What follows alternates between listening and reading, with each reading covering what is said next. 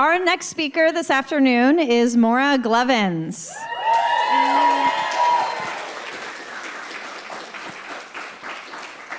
Maura came to us having had teaching experience already. She taught at the University of South Carolina and for Georgia Sea Grant, and also did some teaching in a research position at NOAA. She had firsthand experience even before the MAS-MBC program with cohort-based learning models and wanted to build that into her capstone project as well for her graduate studies. So please join me in welcoming Maura as we hear about her project.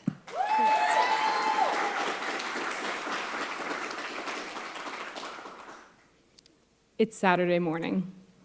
A Scripps building on top of the hill that's usually filled with distinguished researchers and graduate students is quiet. But noise starts to filter in. 24 high school students, some shy and unsure if marine science is the place for them, and some so passionate about the ocean that they could really care less what others think.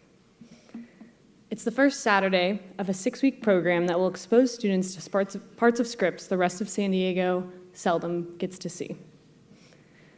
Many young people, especially in historically excluded communities, lack access to these hands-on marine science experiences.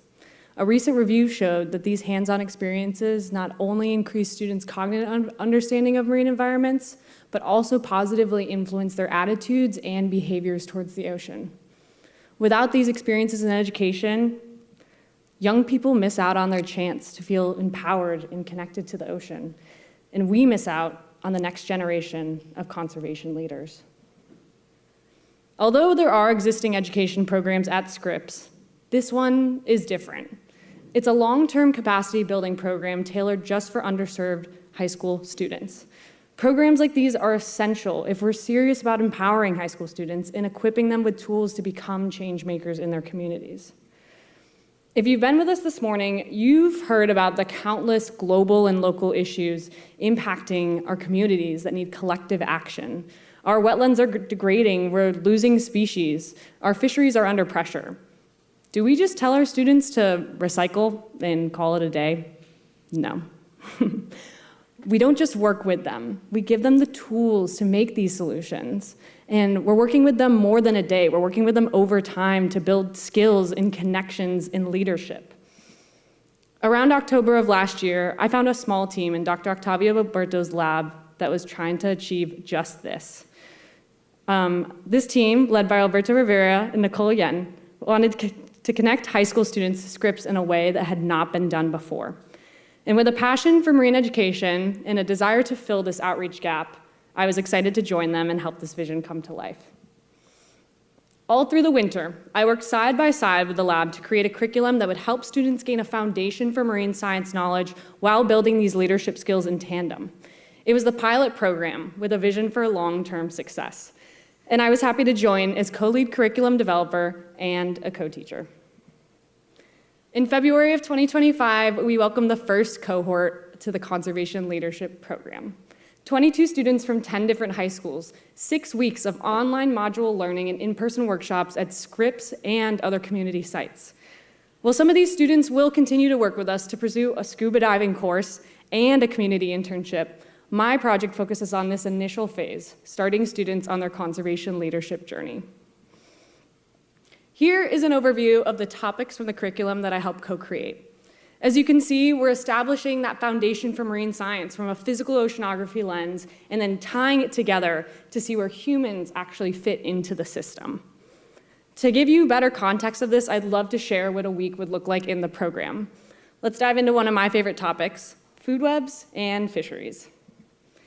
The main tool I used to guide lesson development was the Handbook for Increasing Ocean Literacy, written by the National Marine Educators Association, which I'm a proud member of, and the National Oceanic and Atmospheric Administration. This tool is very exciting because it uses next generation science standards to align ocean literacy curriculum, making it transferable to formal education standards.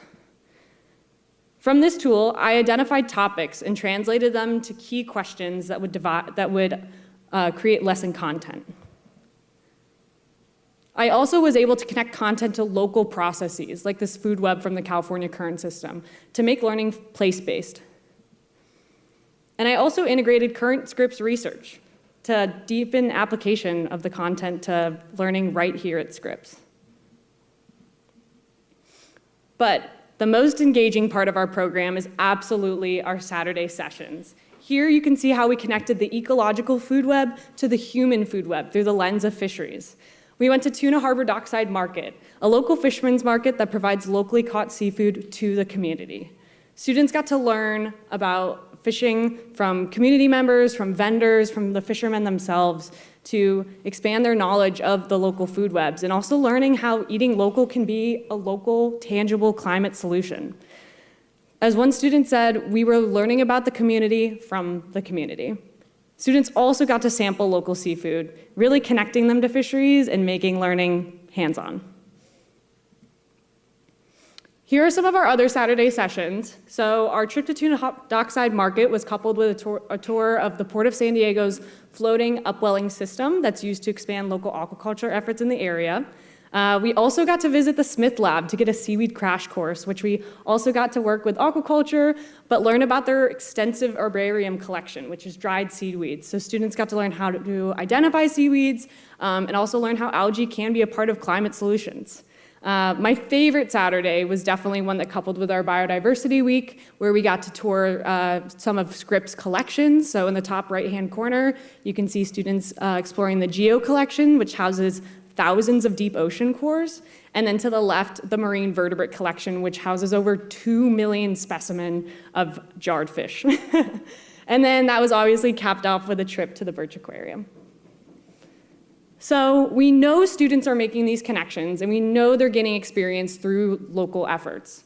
But how do we actually measure this?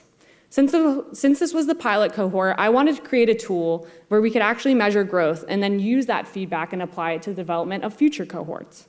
Knowing that much of our program was focused around building student ocean literacy, I sought out tools that already existed to meet our evaluation needs. Since a person's ocean literacy is influenced by their ocean-based content and their personal identity, I wanted to create a survey that captured both of these. To evaluate content knowledge, I looked to the International Ocean Literacy Survey, an already developed, valid, and widely used survey that assesses ocean-based content knowledge. An example question from the International Ocean Literacy Survey that we incorporated into our survey looks at student understanding of food webs, and specifically their understanding of primary producers, those who use chemical energy actually to make food. The second existing survey I incorporated was the Ocean and Society Survey. This survey looks to capture information regarding how people connect and value the ocean. Understanding people's behavior and attitudes is especially useful because it can tell us a lot about their capacity and their willingness to take action when it comes to conservation issues. An example question from the Oceans and Society survey that we used focuses on how people value ocean-related benefits in your life, ranging from food to recreation to health and well-being. By combining these two existing surveys, I was able to create and administer a pre-post survey that captured student growth beyond content knowledge, getting a better grasp of social-emotional dimensions that are essential to better understand and support our students. In addition to this pre-post survey, focus groups were also conducted after the final week to better capture learning beyond survey responses. I held 3 one-hour focus groups that were centered around discussion, reflection, and some very serious Trader Joe's snacking. My first takeaway was that program facilitators should be chosen intentionally, and specifically when looking at guest speakers and mentors. From our survey and focus group data, we saw that students were coming in with diverse interests and diverse visions of themselves as conservation leaders. Our experiences and mentors should reflect that. And as Caitlin so eloquently put in her film, we need mentors that are going to have the shared life experiences and the shared identities of students so they can better connect with them and better see themselves in those leadership roles. So thank you, Caitlin. It's also important that learning isn't led only by seasoned leaders, but young leaders also have a powerful voice in influencing our students. And that brings me to our next takeaway. Attending the Youth for Climate Summit hosted by San Diego 350 was a major program highlight in focus groups. Students got to learn from other students that were their age or even younger on how to use their talents and their voices to make tangible change in their communities. It was very special. When we look to measures of success, we can simply look at the numbers. I was able to do a paired analysis of 15 of the pre-post surveys and saw that student growth and content knowledge scores increased by 6%, a significant increase for our cohort, which had a very mighty but small sample size. We also saw a significant change in one of the oceans and society questions, specifically looking to ocean connection type, where we saw a significant increase in student self-reporting of connection to ocean-based education events or education and then ocean-based events. And while the numbers are helpful in seeing growth, I found student anecdotes and reflections much more valuable. One student said, "This is like the research that you hear about in textbooks. It's so important and has big impacts on things worldwide." Another student said, "The hands-on activities and real-world examples made the material come to life. It was an enjoyable experience that not only taught me a lot, but also made learning feel exciting and relevant."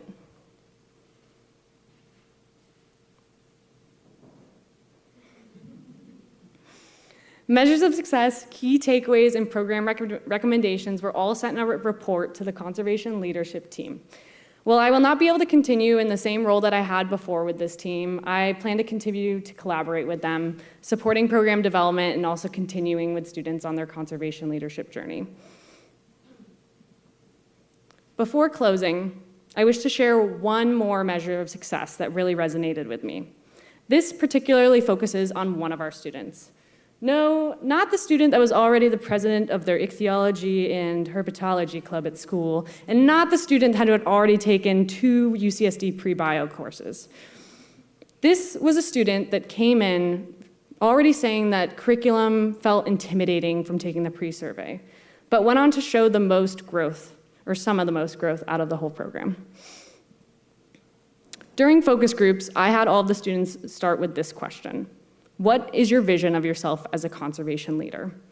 And in 3 succinct bullet points, this student wrote: to help, to bring this course back to our school and community, and to save the world.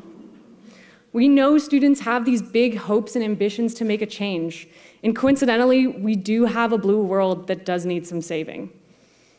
Let's see what happens when we fill these spaces with students and give them the mentors, the tools, and a framework to be conservation leaders. Thank you.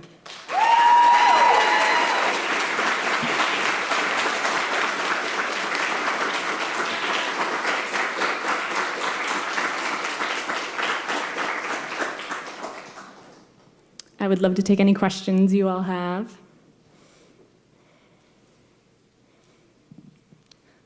My dad just hit my mom on the leg and said, "Don't say that."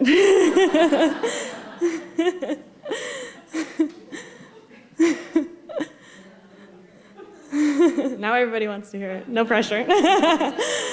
It's okay. I've got one. So a great presentation. Thanks so much, Maura. Online learning can be difficult when it comes to student engagement. Did you use any tools to make it even more interactive? Yeah, we use a lot of different interactive tools. I thankfully had the experience of my co-teachers to help support that. I'll highlight two tools. The first is Mentimeter. This is a great tool if you are in an education space or even just an online collaborative space that you want to foster more engagement. It's a polling system, and it really helped making learning interactive, especially with check-ins and just understanding assessments throughout our lessons. And then the second one is Miro Board, which is another great collaborative space that's more for project learning, a lot of like an interactive dashboard where students are able to share notes and stickies, and we use that for a lot of our more project-based activities towards the end of courses. Yeah, in the back. I would like to know if you saw any similarities in your students and yourself when it comes to marine conservation, and what was that? Yeah. As our cohort knows, when we were doing our kind of initial presentations throughout the course, my first introduction presentation to the cohort was talking about the importance of cohort-based learning in my own learning, going through a lot of different internship programs and even throughout academia.